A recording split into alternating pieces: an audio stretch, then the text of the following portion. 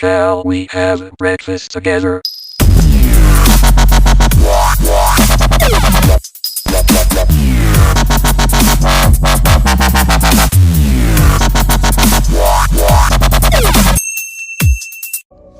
Assalamualaikum warahmatullahi wabarakatuh.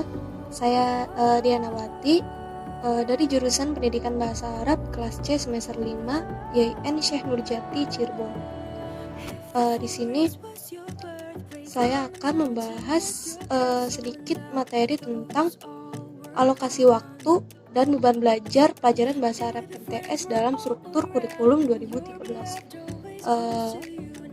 Video presentasi ini dalam rangka untuk memenuhi tugas mandiri dari mata kuliah kelas A materi Bahasa Arab MTS yang diampu oleh dosen Pak Hasan Saifullah MAG.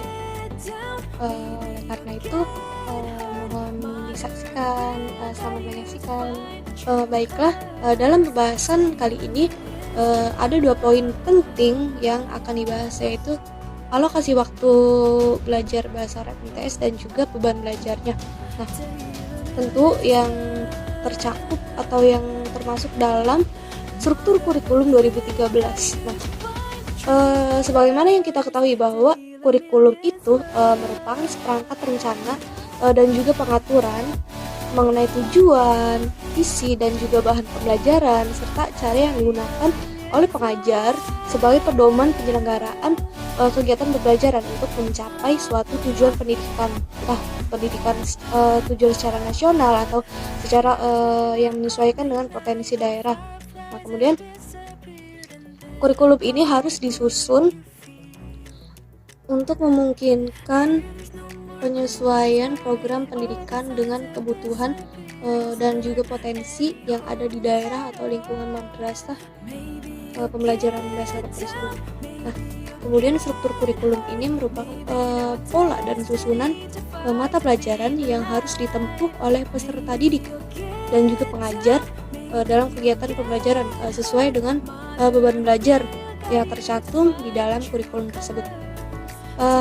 Struktur kurikulum itu di dalamnya berisi tentang muatan dalam pembelajaran seperti mata pelajaran, entah mata pelajaran wajib ataupun muatan lokal, terus juga yang berbasis lokal dan juga global.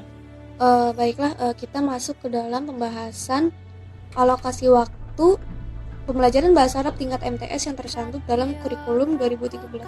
Nah, menurut Kamus Besar Bahasa Indonesia, alokasi itu merupakan suatu penentuan banyaknya suatu barang yang disediakan untuk sesuatu tempat, entah pembeli ataupun sebagainya. Jadi pada intinya alokasi ini merupakan penentuan banyaknya atau sedikitnya, intinya banyaknya suatu jumlah dalam suatu objek tentunya yang diperlukan di objek tersebut. Nah, alokasi waktu dalam pembelajaran ini menunjuk pada seberapa banyak waktu yang dibutuhkan untuk mempelajari suatu materi pelajaran, khususnya dalam 1 tahun pelajaran gitu. Nah, adanya alokasi waktu dalam pembelajaran ini memiliki fungsi beberapa, yaitu yang pertama untuk mendorong efektivitas yang termuat dalam kalender akademik dalam pembelajaran tersebut. Terus yang kedua, untuk menselerasikan atau menyerasikan ketentuan mengenai hari efektif dan juga hari libur khusus sekolah suatu pembelajaran tersebut. Nah, yang ketiga, pedoman dalam menyusun program kegiatan pembelajaran di madrasah. Kemudian yang keempat itu berfungsi sebagai pedoman bagi guru untuk menyusun program tahunan seperti prota kayak gitu, atau juga program semester atau promes, membuat silabus, terus membuat rencana pelaksanaan pembelajaran atau RPP, dan juga satuan acara pembelajaran. Mengacu pada keputusan Menteri Agama atau KMA nomor 165 tahun 2014 tentang kurikulum 2013 mata pelajaran pendidikan agama Islam dan bahasa Arab pada madrasah. Pelajaran bahasa Arab ini di MTS termasuk dalam kelompok A, sebagaimana dalam KMA tersebut mata pelajaran dalam madrasah itu dibagi menjadi 2 kelompok, yaitu kelompok A dan juga kelompok B. Nah, kelompok A itu mencakup 8 mata pelajaran, yaitu yang pertama tentang pendidikan agama Islam yang mencakup Al-Quran, hadis, akidah akhlak, fikih, dan juga sejarah kebudayaan Islam. Kemudian yang kedua yaitu tentang pendidikan Pancasila dan kewarganegaraan. Dan yang ketiga bahasa Indonesia, keempat bahasa Arab, kelima matematika, 6 ilmu pengetahuan alam, ketujuh ilmu pengetahuan sosial, dan yang kedelapan yaitu bahasa Inggris. Sedangkan kelompok B itu mencakup mata pelajaran yang pertama seni budaya, terus yang kedua pendidikan jasmani, olahraga, dan kesehatan, dan yang ketiga prakarya. Dengan ketentuan kelompok A itu merupakan suatu kelompok mata pelajaran yang kontennya itu dikembangkan oleh pusat. Nah, kelompok B itu merupakan kelompok mata pelajaran yang kontennya dikembangkan oleh pusat dan juga bisa dilengkapi dengan muatan lokal yang dikembangkan oleh pemerintah dari daerah. Jadi kelompok B ini bisa ditambahkan atau dikurangkan sesuai dengan potensi daerah di lingkungan madrasah tersebut. Nah, kemudian jumlah alokasi waktu jam pelajaran di setiap kelas di pembelajaran bahasa Arab ini merupakan jumlah minimal yang dapat ditambah atau dikurangi sesuai dengan kebutuhan peserta didik dalam pembelajarannya tersebut. Nah, kita fokus pada bahasa Arab. Bahasa Arab ini termasuk ke dalam kelompok A, dan bahasa Arab ini dalam KMA ini alokasi waktu belajarnya sebanyak 3 jam pelajaran dalam per minggunya. Nah, kemudian untuk menentukan alokasi waktu belajar tentunya memiliki suatu rumus tertentu. Nah, sebelum kita masuk ke rumus tersebut, kita harus ketahui terlebih dahulu untuk keterangannya. Itu yang pertama, untuk bahasa Arab itu 1 jam pelajarannya yaitu 40 menit. Kemudian alokasi waktu per minggunya itu 3 jam pelajaran. Nah, total minggu efektif dalam 1 semester yang menurut kalender akademik di kurikulum 2013 itu sebanyak 18 minggu. Kemudian total bab 1 semester itu 3 bab. Nah, kemudian dalam menentukan alokasi waktu belajar ini ada beberapa poin yang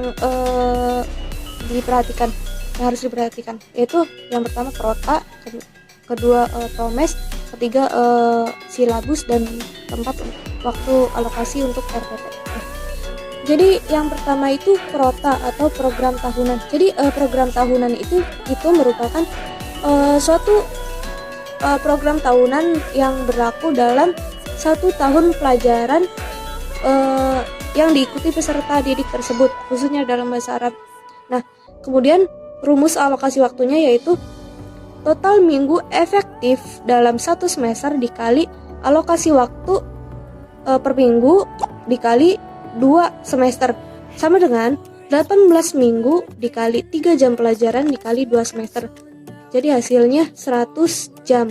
Jadi per tahunnya itu dalam pembelajaran bahasa Arab itu memakan waktu selama 100 jam pembelajaran. Jadi itu tuh selama 2 semester, kan 1 tahun kan 2 semester, jadi 2 semester itu 100 jam pelajaran. Kemudian yang kedua yaitu promes atau program per semester. Nah, jadi yang berlaku dalam 1 semester gitu ya. Nah, di dalamnya juga ada alokasi per 1 semester, per bab, per jam per babnya, dan juga setiap pertemuannya. Nah, kemudian yang promes ini contohnya yang dalam 1 semester itu rumusnya yaitu alokasi waktu minggu efektif dikali per minggu. Alokasi waktu per minggu. Nah, jadi 18 minggu dikali 3 jam pelajaran sama dengan 54 jam. Jadi dalam 1 semester itu ada 54 jam tatap mukanya.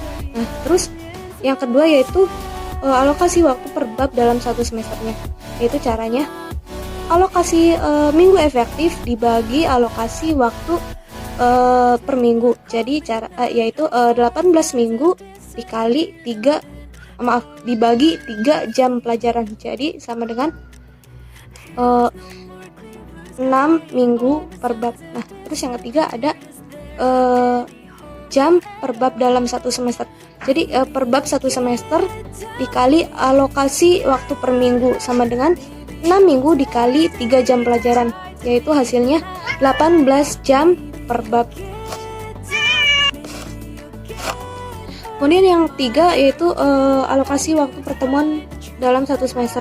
Itu caranya jam pelajaran alokasinya dalam 1 semester dibagi total bab 1 semester, yaitu kan tadi kan dalam 1 semesternya jam pelajarannya ada 54 jam, terus dibagi 3 sama dengan 18 kali pertemuan per semesternya.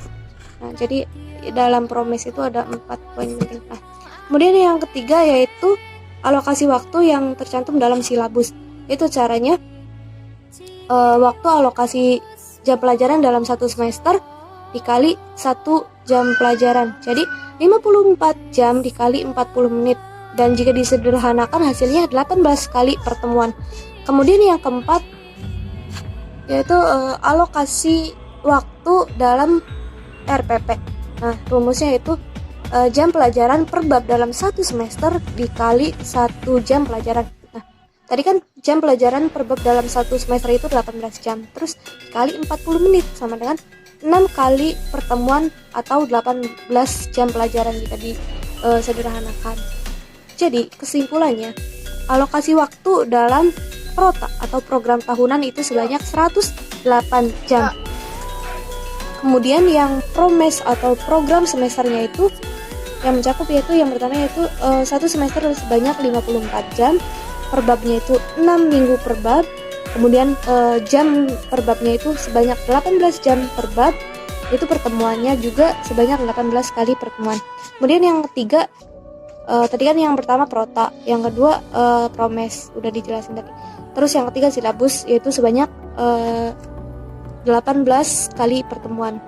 Kemudian yang keempat RPP sebanyak 6 kali pertemuan atau 18 jam pelajaran. Jadi yang tadi itu sedikit rincian tentang alokasi belajar pelajaran bahasa Arab tingkat MTS dalam struktur kurikulum 2013. Selanjutnya poin kedua yaitu tentang beban belajar bahasa Arab MTS dalam struktur 2013 kurikulumnya.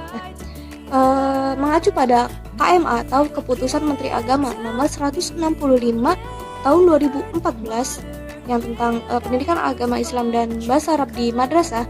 Jadi beban belajar bahasa Arab ini merupakan keseluruhan kegiatan yang harus diikuti peserta didik dalam 1 minggu, 1 semester, dan 1 tahun pembelajaran bahasa Arab tersebut. Nah, kemudian beban belajar di MTS itu dinyatakan dalam jam pembelajaran per minggu. Beban belajar 1 minggu untuk kelas 7, 8, dan 9 adalah sebanyak 46 jam pembelajaran. Dan durasi setiap 1 jam pelajaran adalah 40 menit. Nah, kemudian beban belajar di kelas 7, 8, dan 9 dalam 1 semester paling sedikit yaitu 18 minggu dan paling banyak 20 minggu. Nah, kemudian beban belajar di kelas 9 untuk semester ganjil paling sedikit ialah 18 minggu. Dan paling banyak itu sebanyak 20 minggu. Terus kemudian beban belajar di kelas 9 untuk semester genap itu paling sedikit sebanyak 14 minggu dan paling banyak 16 minggu. Nah, kemudian yang terakhir yaitu beban belajar dalam 1 tahun pelajaran itu paling sedikit 36 minggu dan paling banyak yaitu sebanyak 40 minggu. Nah, mungkin itu sekian yang dapat saya paparkan sedikit mengenai alokasi waktu belajar dan juga beban belajar pelajaran bahasa Arab MTS dalam struktur kurikulum 2013. Mohon maaf atas segala kekurangannya dan terima kasih telah menyaksikan.